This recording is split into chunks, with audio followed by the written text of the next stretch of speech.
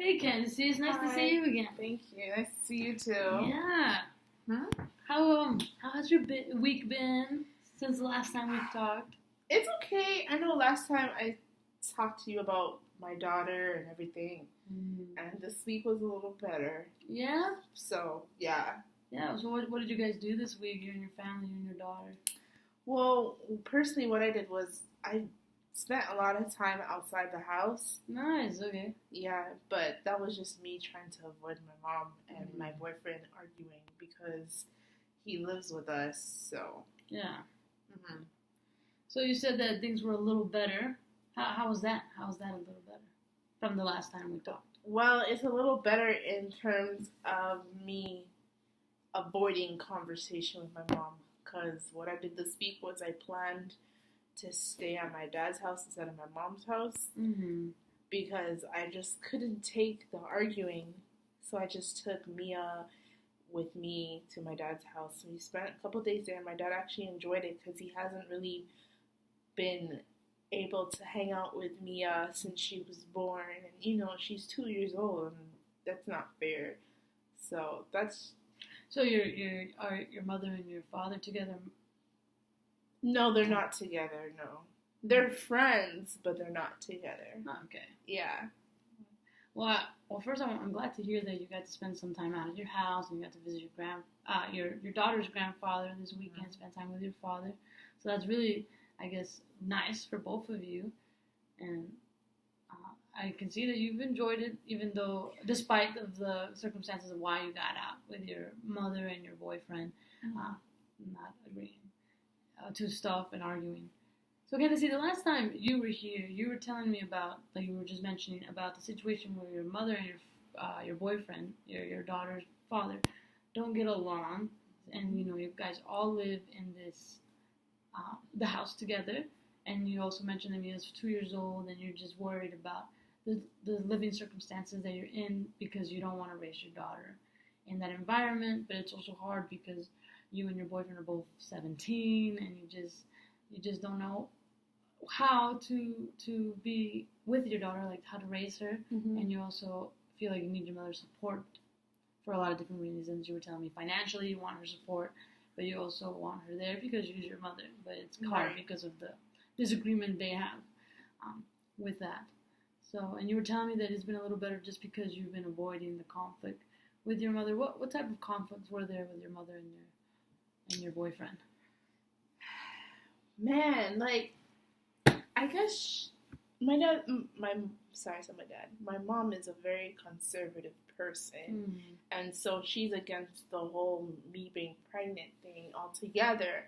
So she despises him in ways in which, like, she'll be like, oh, it's his fault. You see why Mia has a cut on her arm? Because it's his fault. And so, like, my mom's very Jamaican too. So, like, she'll start, like, cussing out in, like, Jamaican patois. And, like, there's some things that she calls him bad words. And honestly, I have to say Devontae is really, really trying. He goes out of his way to buy groceries when he doesn't have to. He buys my mom roses. And sometimes he just gives up because, like, he's like, well, what's the point? Your mom doesn't even like me. And so, yeah. I don't know if that makes any sense to you. No, yeah. So you're saying, correct me if I'm wrong, that your mom just doesn't like your boyfriend because she didn't agree in the beginning for you to be pregnant because she felt like you were too young. And then you were also saying that, your boyfriend is trying to gain your mother's approval in a way. And he is trying a little bit by buying groceries and trying to win her affection by roses, but then he just feels like sometimes it's just in vain, that, your mother's not going to approve whatsoever. Am I correct? Or Yeah, you are correct. It's just sickening to hear it repeated back to me, the truth. Yeah. So, how has Mia been taking this? Honestly, Mia, she's probably the one person that's keeping me sane. But at the same time, Mia she'll start to lash out on her grandmother, which is my mom, because she notices that she's the mean one. And so she'll start to, like, hit. she's apparently in daycare. She's biting now, and I really don't want to have to take her out of the daycare because she's a really good. This is a really good daycare system that I put her in, and I mean the facility, but hearing that she bit 2 kids already is really like bugging me. Right. And so I'm not sure how I can reverse her anger, because biting means that that's, I guess, that like according to the daycare people, like that's her way of showing that there's something wrong. Right. So I'm kind of scared. You're scared. What makes you scared with this behavior, with Mia acting like this? Because I really don't want her to be a bully, and I don't want it to be like, oh, look at your daughter. Your daughter, you can't even control your daughter when I can control my daughter, and so it's making me scared. But sorry, I just saw a fly. This week when I went to my dad's, she was being very like nice with him, and apparently like her ECEs, like her daycare people, were telling her that she was behaving quite well this week. Within the last month, this is like the first week she's ever behaved. So, and what are the ECEs? Early child care educator. Oh, okay. Yeah. So she has been behaving better this week compared to the other. Yeah. Weeks. Yeah. That's good. That's good. So why do you think what makes you think that Mia is acting out with the biting and hitting others? Are you done asking questions? Sorry, I just need to interrupt. Oh, no, yeah. Oh, okay, well, like I said before, I think it has a lot to do with what's going on at home. And so that's what her daycare teachers were telling her, ECEs were saying that that's like one of the signs that they studied in school, is like biting is like a way of showing you're angry or something is different going on at home. So biting was like, that's the only reason why she could be acting up, right? So I don't know. Do you feel that she's holding some anger inside, like according to the ECEs, saying that that's how they express anger? You think your 2-year-old daughter has anger inside of her? You know, kids are very smart, so yeah, I think so. I think she's holding, as much as I'm going through it, she's going through it too. Right. She doesn't like seeing me sad, so she's trying to do something. And so, like, my mom thinks I can't control my child every time she tries to, like, hit her. And it's like, it's not about that. It's, you're so angry that she's acting out. Right. So, I don't know. So you were just explaining to me that you said that your mother doesn't agree with how you handle Mia sometimes, and that she'll discipline by hitting, and you feel like that's not the appropriate way of... Not hitting, not discipline by hitting. Like, Mia will hit my mom. Oh, okay, Mia will hit you. Yeah, like whenever my mom picks up Mia, she's been hitting her. Oh, okay, I thought it was... Right, but the way I discipline Mia is more like, I might put her on like she won't really understand what a timeout is, but I'll take her away from her toys for like 2 minutes or something like that. Like a sit-out. I don't know. All right. Now, how's your boyfriend? With regards to Mia, how is he handling that when he hears that, you know, she's been biting and hitting? Oh, Devontae is upset. But honestly, he's laughing about it because he's a guy. You know how guys are more aggressive, but at the same time, he doesn't really like it. But he's handling, surprisingly, before he used to get upset and shout at my mom, but now he's saving up that energy and like taking it elsewhere. Like he goes to the gym and stuff. So I think he's finding ways to cope with it because he has a mentor and I don't have a mentor. So his mentor is telling him like different techniques and stuff. So I think it's helping. Yeah. So, but I really How long has Dante had this mentor? Dante has had this mentor for about Well, see, when Mia was like a year and a half, that's when things start to get really out of hand. And so, like 6 months ago, he was like, I really can't do this anymore. He said that he needed a counselor or like a therapist or something. And he couldn't afford one. So he signed up for like Brothers for Brothers mentorship. Okay. And pretty much what happens is like you get paired up with a mentor, and they don't necessarily like counsel you, but they're there for you, like someone you can vent to, and like give you like different skills for like techniques and stuff like that. And it seems like it's been working. So I'm glad to hear that your boyfriend's finding his way of trying to handle the situation, because I know, like you explained to me the last session, that he's been taking it. It's been really hard for him to deal with everything that's going at home as well. Because I remember last session you were also saying that he's a little worried that you want to kind of move out and kind of like not break up with him exactly like you were saying, but you wanted to kind of see how it would be on your own. Am I correct, or am I leaving something out from what you said last session? Yeah, that's pretty much what I said. I totally forgot that I said all that, but wow, yeah. Yeah, and so do you think that the mentor that your boyfriend got is to help him kind of think about everything that's going on? You kind of mentioned that, but yeah, I think so. I think okay. So the mentor that he has actually, his name is actually Jordan, and so Jordan and him meet up like once a week or as much as needed, and they just bet about life and whatever. And some of the techniques that Jordan gives him is kind of like ways to dispute or execute your anger instead of at people. And then apparently, like Devontae has been talking to Jordan about things to like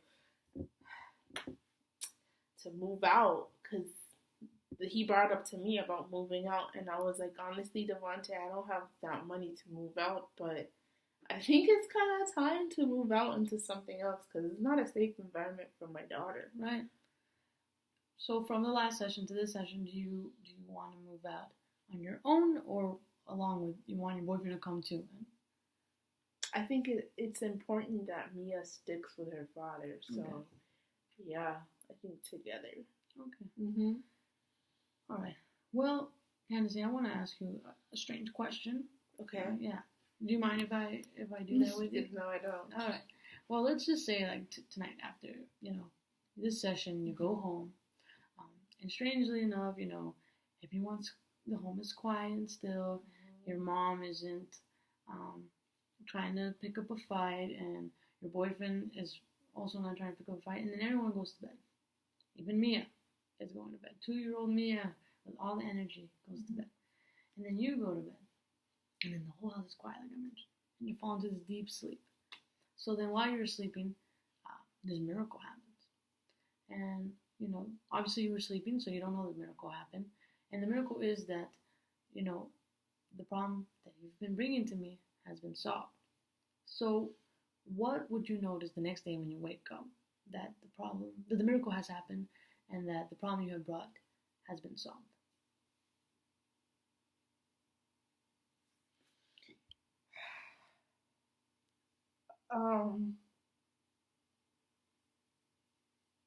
I guess the difference that I would notice is that, for one, my mom won't be shouting at Devontae, good morning. I won't be feeling like I'm stuck, like there's no way out, and that Mia, Devontae, and I will have some freedom, and that I can probably go back to school. I don't know if that's too many miracles. Would you like to go back to school? I do. I didn't even get to finish my last semester of 12th grade, and because Mia came along. Actually, it's not 12th grade, it's 11th grade. And then I started in the summer with 12th grade, but it just wasn't working out, and I do want to just get like maybe my GED. Okay. So, Candace, with this miracle, your miracle day, you explained to me is that your mother wouldn't be um, picking fights, and it would be a good morning. And then also that you see that you and your boyfriend and Mia have gotten some freedom, and along with that freedom, you see yourself going back to school and getting that education that you've been longing to get. Am I correct, or did I miss something from the miracle? Well, you're right. Yeah. Yeah. So I want to explore a little bit when you say you and your boyfriend and Mia want to get some freedom. I want to explore that a little bit. What type of freedom are you looking for? Well, the white picket fence. Right. I'm kidding. The freedom is that if I had to do it all over again, it would be more like Devontae and I live together and we're married, and that Mia has her own room and then like a nice backyard, and just I can buy her whatever she wants to have, and I have a stable job, and my bills can be paid without me being dependent on the welfare system or my mother. Okay. So. All right. Kenzie, what steps do you think are necessary to take for you to get there? That part specific to your miracle. The freedom part? Mm-hmm. I think, well, first of all, I have to get my GED. Mm-hmm. And once I get that, I don't know, like, I know Devontae wants to spend the rest of his life with me, but who knows, we're so young. But I guess me finding a job, a good job. I do have a part-time job, but I want, like, a good job. So maybe going back to college or, like, doing online schooling. Okay. And maybe while I do online schooling, I can watch Mia at the same time. I don't know. Did these make sense? I don't know. I'm just talking. This makes total sense. Okay. Now, I'm going to repeat it back to you just so I can know that I heard you correctly. That you said that you want to find, you work a part-time job and you want to find a better job. And that you also want to get a home, a nice home with a nice backyard so Mia can play with, and Mia gets her own bedroom. And you also say that you believe your boyfriend wants to spend the rest of your life together. And you also say that you're considering going back to college. You're not sure if you want to go to a physical school setting or if you want to do like an online where you can also be there to watch Mia because that's important to you. Am I correct? Yeah. All right, Kenzie. Well, I want to explain something to you since we are talking about this miracle and this goal that you want to do. I want to explain something. It's called SMART goals, and I wrote it on this piece of paper so we can explore it more together. Okay. So what SMART stands for, it stands for specific, and then the M stands for measurable, the A stands for agreed upon, R is realistic or relevant, and then T is for time-based. So basically the goal that you're going to be forming, like the one you just explained to me, is going to be summed up to fit into this acronym. Okay. Do you have any questions regarding what I was going to ask, what does it mean by measurable? Measurable is that something that you can do, something that you can achieve. Okay. Yeah, because we don't want to put a goal that you can't actually do. And that's where realistic comes into as well. So, yeah. Any other questions regarding any of the other letters?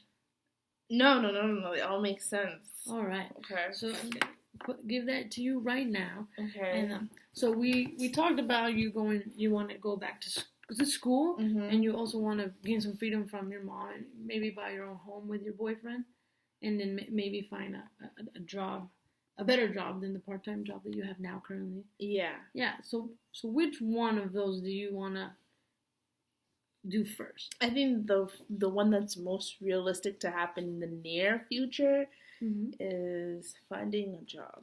Finding a job, okay. Do I write that down? Yeah, we can put finding a job, and then we can expand a little bit more about from it to make it into that. Finding a job. That's right. What we're gonna be focusing on. Okay. Okay, cool. So what do you think you need to do or what steps are necessary for you to take to get to the better job that you. Well, I need to.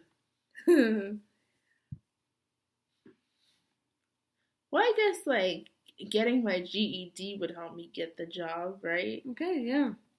So maybe I should focus on getting my GED first. All right. Then once I get my GED, it would help me find a job, even if it's like retail.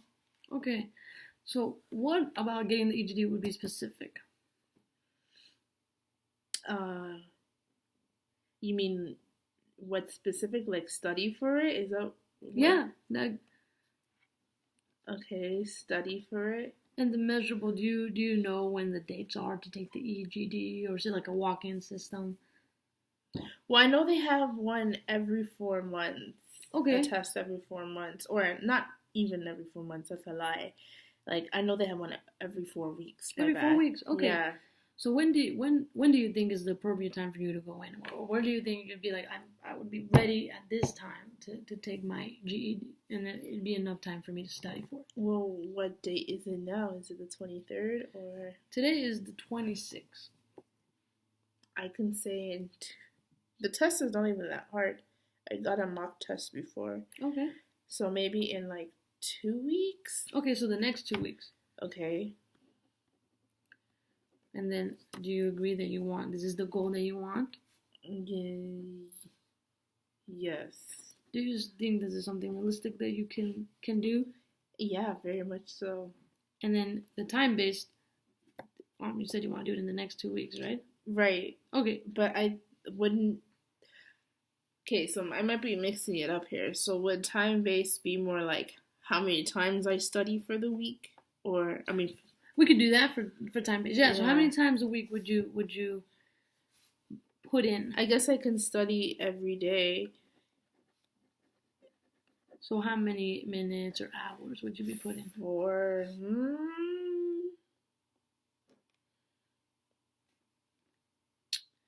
Let's do 4 hours a day. Okay. All right, so I can do 2 hours at a time, and then come back to it in the evening. Okay, you want to write that down too, so that way. Okay. So you're gonna be splitting. That's really smart of you. Thank you.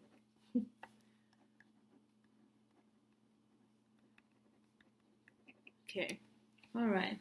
So I can see that the goal that we have right now is that in the next 2 weeks, you're gonna study every day for 4 hours. 2 hours in the morning and 2 hours at night, and so to be prepared to take the EGD. Okay. Yeah. Yeah, that sounds like reasonable. Yeah. So, Candace, this is I want to commend you for wanting to do this to better your future, because I know it takes a lot for someone to want to go back to school, and you're not just doing this for yourself, you're also doing it because I keep hearing that your daughter is a very important aspect of your life. Of course, she's number one. Yeah, so I keep hearing that you want to do that for her, so that's great. That's great. Thank you. And I can't wait to hear how this goal that you're flourishing continues going with the next sessions that we have. I want to ask you this question, Candace. I want to ask you on a scale from 0 to 10, how reasonable, or how you think you could achieve, like how measurable this goal is for you to accomplish. So your motivation, pretty much. How likely is this supposed to happen? Yeah. So like your motivation with this going on. So like 0 meaning no motivation. I think this is too hard for me to accomplish, or 10 being I have this, I got this, and I strongly believe that I'm going to accomplish this goal that I've set. Where would you find yourself in this scale? I think that I will find myself at a 9. A 9? Oh, wow, okay. I'm very motivated. So the 9, how does that look to you? Very motivated, and what else? I'm very motivated at 9 because I'm just naturally a motivated person. Okay. And Mia is my motivation. So every time I see her, it's just kind of like I want to get out. So this is gonna push me. So I'm super excited.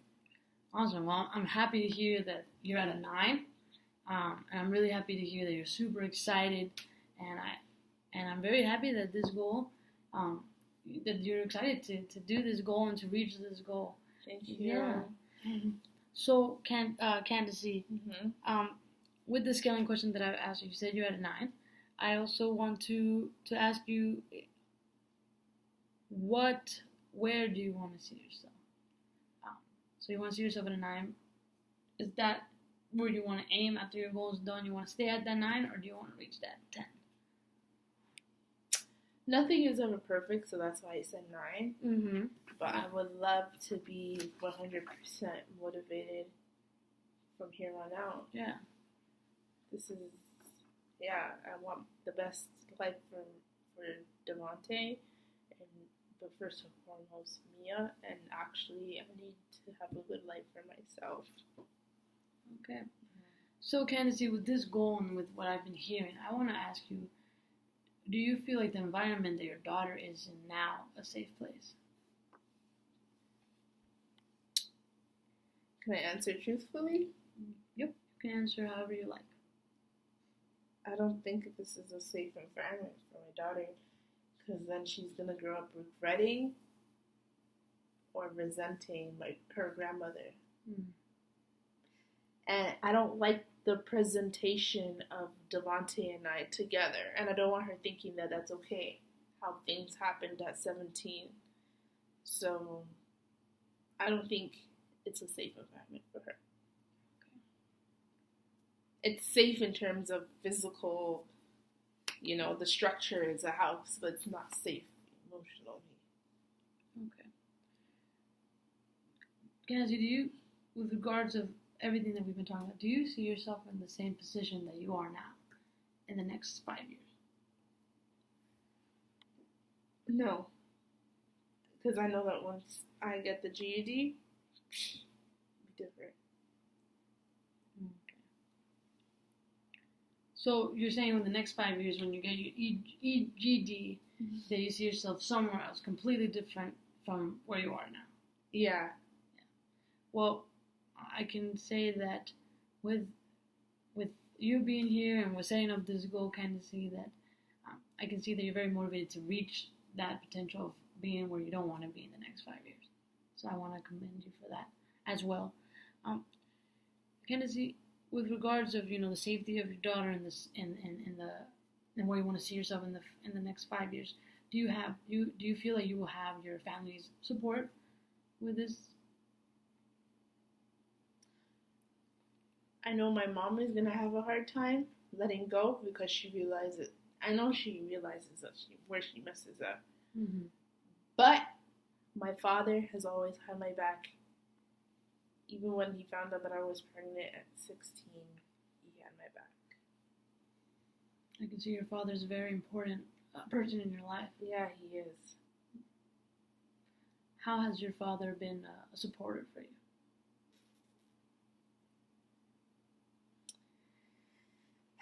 It's sad because he can't always be there because my mom and him don't get along. Mm-hmm. But he's always been the type of father to be like,